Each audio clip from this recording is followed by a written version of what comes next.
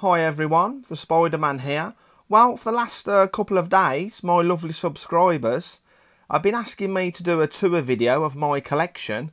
And as you can see, there's my entire collection there. And a little bit there as well. So, what I'm going to do is, everyone, I'm going to do it in 3 parts. Because as you know, I can only record 10 minutes in each part. So I'm going to start at the top here, work my way across, and then work my way down. So let's get started, everyone. So everyone, first up is my Stromatopalma calceatum, my feather-leg baboon. She's around about a 4-inch female. I've had her now around about 4 years. I bought her as about a 2.5 juvenile from a good breeder called Peter. Unfortunately, he doesn't live in Birmingham no more. He's moved. So yeah, she's a beautiful specimen. These get to around about the 6-inch mark, so she's got a little bit of growing to do still. And I fed her a nice large roach around about 3 days ago. So that's the first one in my collection. Next up, everyone, is my Lampropalma Vias Lopez, my Singapore Blue. She's around about a 4.5-inch female. These get to about 8 to 9-inch leg span. They're absolutely huge, and you can see the fantastic colours. Personally, I think she's going to molt very soon. I've been offering her some food, and she hasn't been interested. Roaches, crickets, locust, superworms. She's just not interested in eating at all. So what I'll do is, guys, I'll just keep the water dish full, and you can see that her abdomen's going a little bit dark now. And there isn't much colour to it, so hopefully she should molt very soon. Next up, everyone, is my 6-inch female Pocotheria metallica, my Guti Sapphire Ornamental. I bought her back in 2013 as a 1-inch unsexed sling. I think I paid about £50 for her, but back 4 years ago, they were fairly rare in the hobby. They are more available now, so that's why the price has gone down. So yeah, she's 6 inches, like I just said, and she'll get to around about 7. So she's nearly fully grown. One more molt, and she'll be fully grown. So yeah, my Pocotheria metallica. Next up, everyone, is my Salmonpoa simernia, my Venezuelan sun tiger. She's around about a 4-inch female, and as you can see, she's got a nice large abdomen, and her colours are looking a little bit dark, so possibility she might be going into pre-molt very soon. She's always hungry. She never disappoints, and yeah, she's always out of her court bark, and she's built loads of webs and tunnels, and she always sleeps inside there, but she's just come out a lot. So yeah, very active, and like I said, always hungry.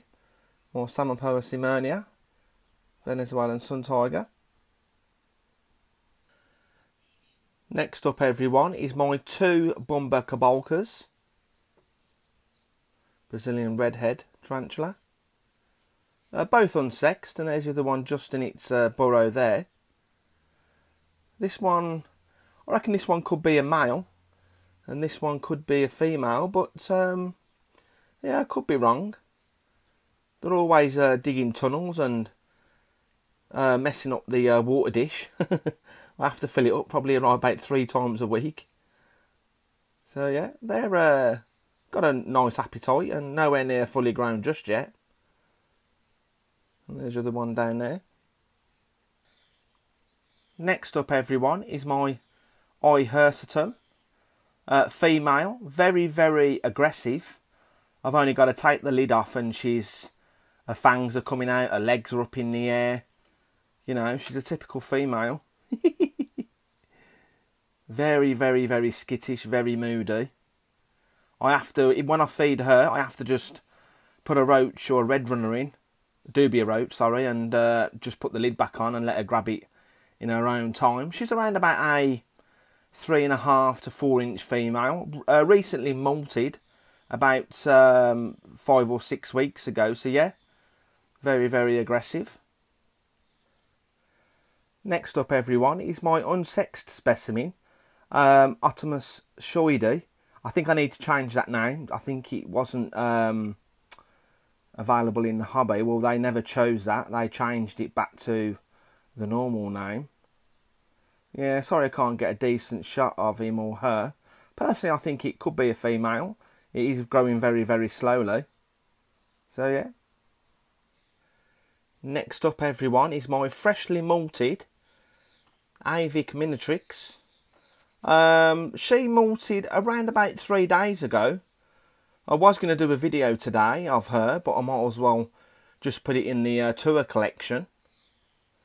So yeah, she's getting to around about the 2.5 to 3 inch mark now. I'll leave her for probably another 3 or 4 days, and I'll offer her some food. And she's built some, you know, fantastic tunnels and webs everywhere. Beautiful spider. Can't wait until she's fully grown. So yeah, Avic Minitrix. Next up, everyone, is my unfortunately unsexed Kilo Brachy species Electric Blue. I'm hoping and praying this one can be a female. Unfortunately, not going to be able to see much of him or her. You can see the 2 legs there and the abdomen just sticking out of its burrow.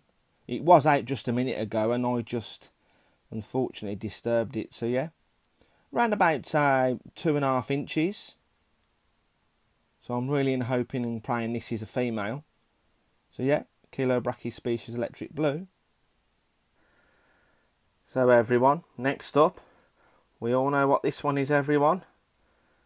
This is my Cameroon crab spider, adult female. A few people have said it could be a huntsman. Now, I actually thought it was a huntsman. I asked the gentleman who I bought it off at the British Tarantula show last week, a German friend called Peter Grabowitz, and he said it was a... That's all he said. That's the only message I got from him, because it was that busy there, and I couldn't really understand what he was actually saying. So I sent a picture to my friend, and he's an absolute expert on true spiders, and he said it was definitely the Cameroon crab spider. Around about a 3 inch female. Beautiful specimen. And let's go on to the next one. So everyone, that's the top shelf done. And let's go on to the second shelf. So everyone, next up is my Scolopendra Gianti Whiteleg, my only centipede left in my collection. And you can see him or her, it's under its cork bark, just chilling after that large meal when it took down that massive hissing cockroach. And you can see its antennae when the cockroach bit it. She started grooming the antennae a couple of days ago, but she's doing perfectly well. He or she, sorry, is doing perfectly fine. And I've noticed after a massive meal, it doesn't move around much. It seems to hide away and sleep for about 5 or 6 days, and then it'll come back out of its cork bark searching for food again. So yeah, my Scolopendra Gianti Whiteleg, probably around about 9 inch unsexed. Next up, everyone, are my 2 P. horridors, the giant spiny assassin bugs, and as you can see, that's the one that had the bad molt, but it's doing perfectly fine. I gave it a dubia roach yesterday, and it took it down. You know, it was a little bit hit and miss whether it was going to eat or not, but it had a little bit of a struggle to take down its meal.